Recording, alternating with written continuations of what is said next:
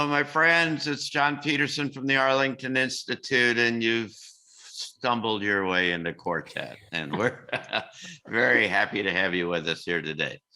We get together like this every couple of weeks to kind of plumb deeply into some of the biggest questions associated with this amazing and extraordinary kind of change that we're happening, that's going on around this world, that's consuming all of us.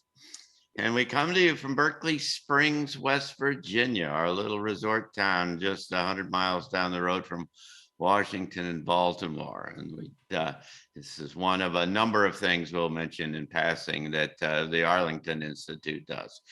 And so I'm joined today, as we always are, by my friends Penny Kelly. Hello, Penny. How are you? Hi, I'm great. I'm glad to be here. And Gregg Braden. How are you, Gregg? Doing well. I'm coming to you today from our Santa Fe studio and looking forward to this program. And Kingsley Dennis from the UK. Hello, John. Hello, everyone. Greetings from the UK. So great to have you all and see you all again. What's on my mind is that this last weekend at Transition Talks, David Martin was our speaker. What he's talking about uniquely about, though, is what he said is that, and he built the data points and the documents and the things, and he said they're planning an EMP attack in October, and that it's a derivative of, you could see it in the executive decision that Biden had made earlier in February and so on. And that alone is a pretty galvanizing kind of idea. And he talked a good bit about that. The reason I bring this up is because a number of people in the questioning afterwards, we didn't have any time for questions because the thing was a full afternoon.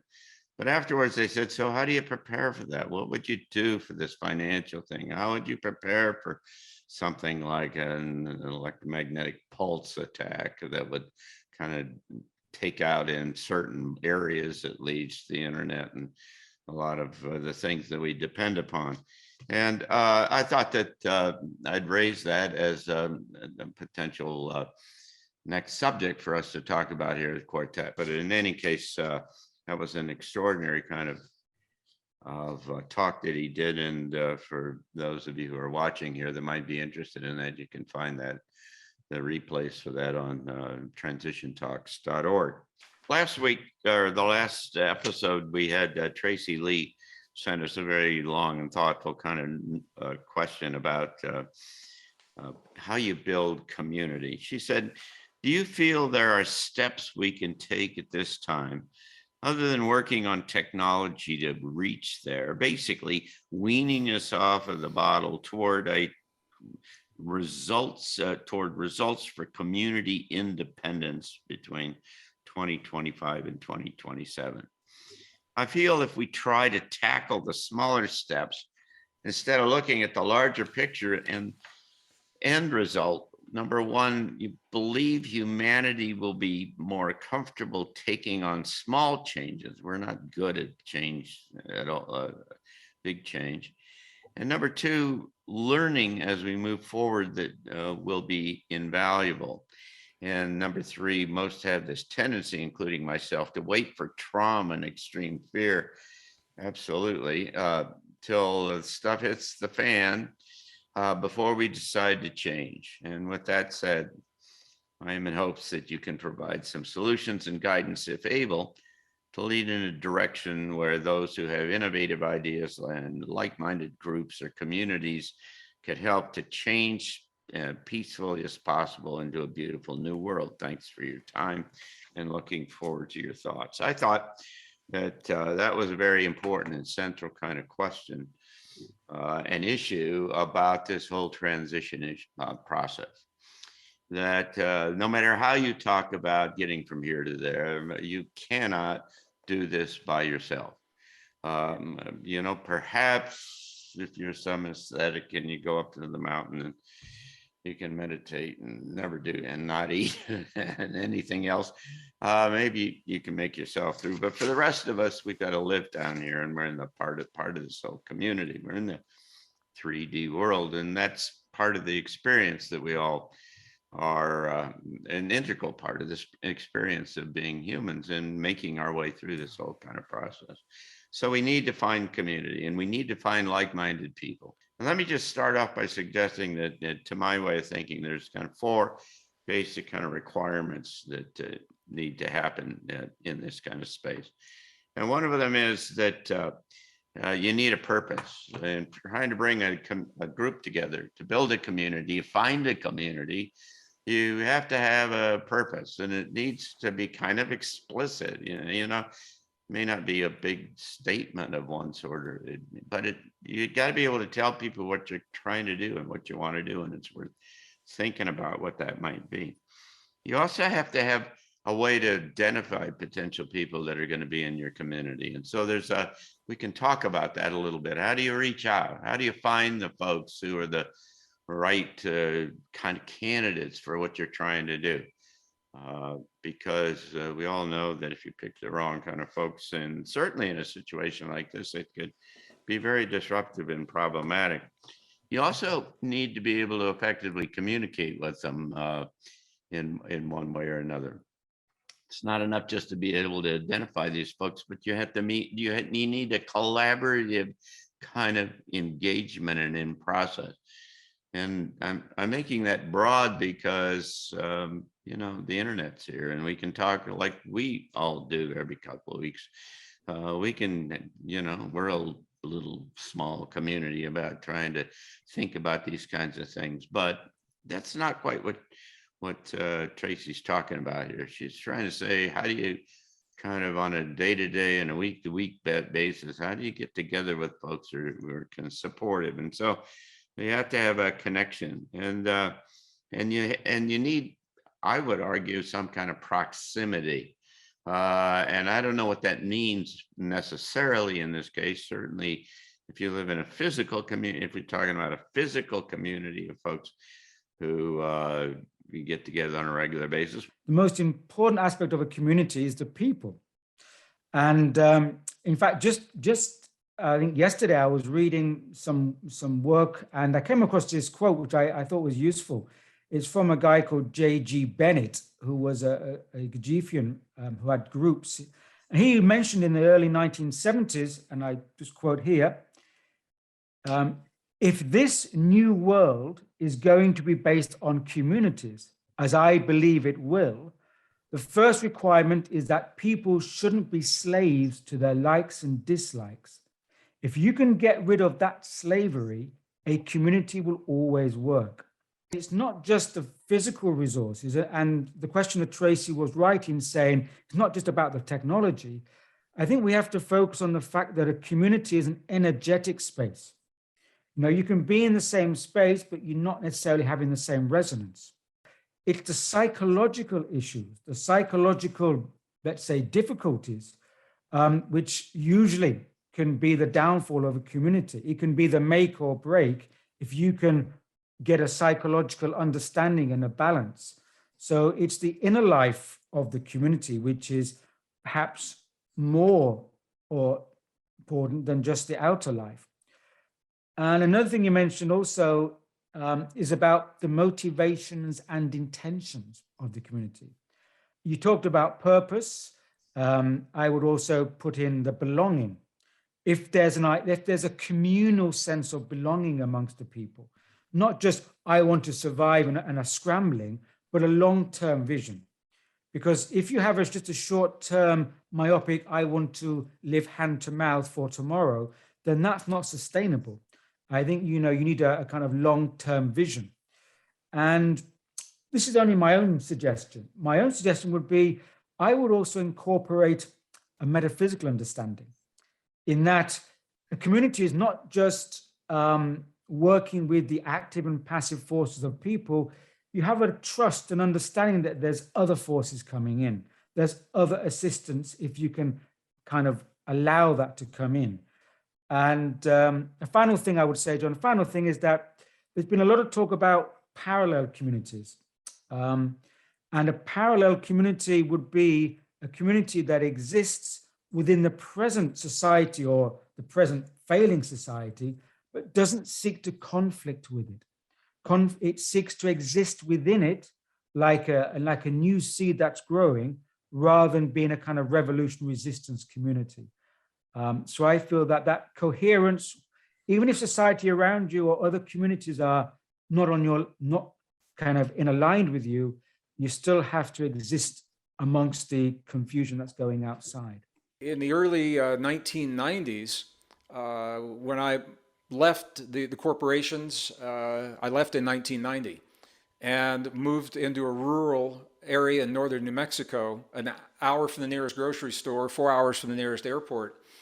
And there were other people in the area that moved because the same reasons that I did, because of the beauty, because of the land, because of the light, because of the isolation. And what's interesting is people tend to not be communal when they move to locations like that.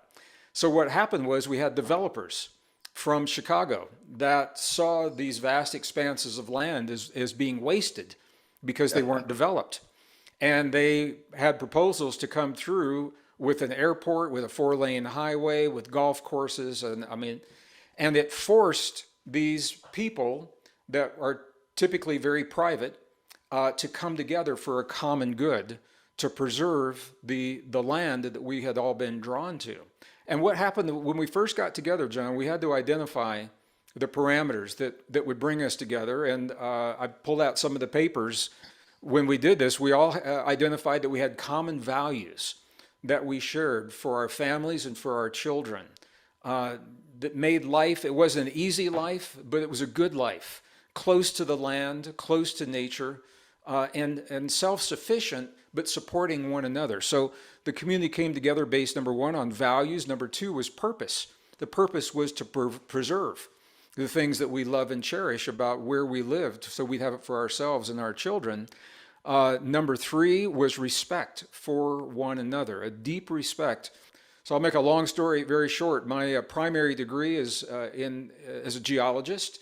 Using geologic maps, we took this case to the Capitol in Santa Fe in a legal case against the developers, and we won based not on emotion, but on the principles of groundwater usage and how it wouldn't support what was happening, and it could only happen with the support of the community. But here's what happened. In the midst of coming together for that purpose, people got to know one another, and they decided they like one another. But these core ideas, the values, the purpose, respect, commitment, and trust, at least in our community, John, we found them to be important. Now, technology has changed the idea of community. And community can be spread geographically. We certainly found that during COVID, where we have digital communities and we have online communities, and some of them are physical and some are not. So these same principles can apply whether we're in a physical location or not. I want to talk about the work of Susan Davis. Susan Davis Mora, she started out way back when, did a whole bunch of things, ended up as the vice president of Harris Bank in Chicago. She developed this concept called triple bottom line accounting and began to spread that. She began to be involved in all kinds of efforts to get people back in touch with nature, with their neighborhood, etc. Long story short is that she created this system for creating groups. She called it the KINS Network. So here's, I just want to read her brief outline of KINS Networks because it lays out the kind of thinking that you have to have in order to put any kind of community together. And she says, choose an organizer whose life mission is to manifest a globally conscious economy that is good for all.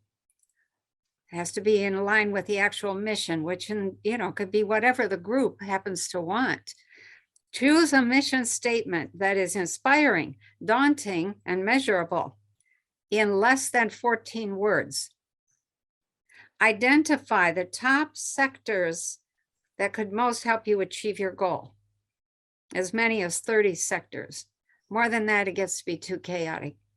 Within each sector, do research to find the servant leader whose peers say they have these qualities: high credibility in their field, give back the most, have a reputation for integrity. I think that's it, those 4 things. And then you put together the, you begin to meet, you put on the coffee, you pick a meeting date, or you get the Zoom link and you put it on, you know, you have a community that's digital, and you begin to talk about what are we trying to create? You identify the values. There are certain behaviors and strategies. All of these are laid out on a website called kinshipearth.org. And I would suggest for people that are ready to begin putting a community together, you go there and you download Susan's book, Trojan Horse of Love. She's laid out all these strategies. Number 1, the strategy is generosity. You know, all the things like that are laid out. It's not overwhelming.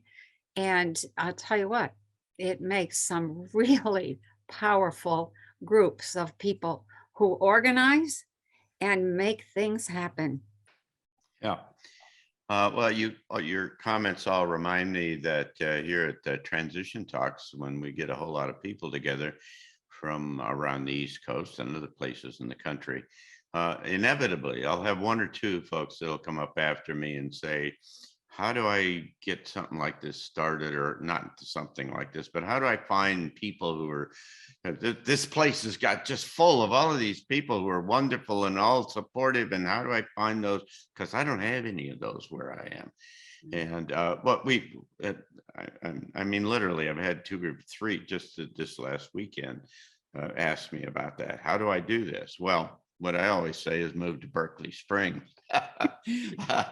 because we've got a lot of community here and a lot of like-minded people. And my only point is that you don't have to move to Berkeley Springs, but that might be one of the options that we haven't talked about. And that is to get on your horse and move somewhere else to where it's more compatible with, you know, what you're interested in and the kind of people. And so that you'll be around those who are supportive of what you're trying to do. Well, thank you. Thank you again for another wonderful conversation. For those of you who are viewing, this comes to you from the Arlington Institute here, as I said, in Berkeley Springs, West Virginia. We have a variety of things that we do back here. We do transition talks where people like Penny and Gregg, and whenever we can, if we can ever get Kingsley extracted out of the UK, we'll get him back here to talk and all about how do you get from here to there? What is this new world going to look like? You know, how do you prepare? How do you transition from here to there? We've got a newsletter called Future Edition. All of these things are available on our website. You can find out far more about it at arlingtoninstitute.org, and we encourage you to go. Tell your friends, share, click, all of those kinds of things to if you like what we're doing here, we'd love to have you do that. So let's finish up by saying, what do you think is going to happen in the next couple of weeks? We can start with Kingsley and then Penny and Gregg. Well, thanks, John. I started today's program by talking about the creation of certain points of discomfort. And I think, especially in Europe, from this perspective, there's increasing discomfort around the energy sector. And there's been you've probably heard about the on and off of the Nord Stream 1 pipeline to Germany, which feeds Europe. But in the news, there's a lot of kind of waves of preparing people for the discomfort by saying, well, we may have to ration your energy soon. We may have to tell you to take, lesser showers, or we may have to start rationing. So I feel there's going to be more of this constructed narrative around creating an energy-based discomfort zone, increasingly so in the weeks ahead. Yeah. Penny?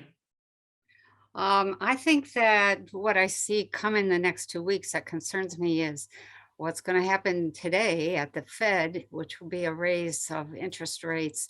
And what I see is that starts this pretty steady slide that becomes more and more dramatic as we move over the next couple of weeks.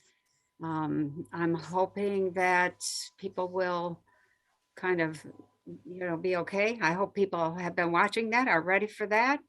Because it's the first step in this whole array of wallops that we're going to get over Yeah. the next 5 months.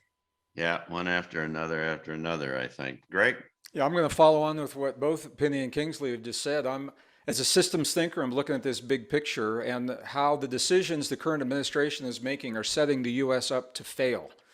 And they're setting the U.S. up to fail economically, financially, in terms of energy, and in terms of the breakdown of social alliances to make way for a new social structure. And when you begin looking at what's happening from that perspective, you can see where elements are every week. They pick one and then they'll pick another and another and another. So Penny, I'm on board with you and Kingsley as well. It's going to be about energy and finances this week and next week. Yeah, well, I'd agree with you, Greg. I think that you got food and energy and finance and healthcare and shortages and economic and the collapse of the economic system. And they're working really hard to try to get that going. And at the same time, you're getting a lot of pushback around the world against some of these kinds of things. And you hope the curves cross here in sometime soon. And the pushback gets bigger than the attempts to kind of collapse the system. So, well, thank you all for the discussion. Thank you for those of you who are our viewers. We appreciate it very much. Come back and see us in 2 weeks. And until then, we'll see you. Take care. Goodbye. Thank you all so much. There's Yeah. now Bye-bye. Bye-bye.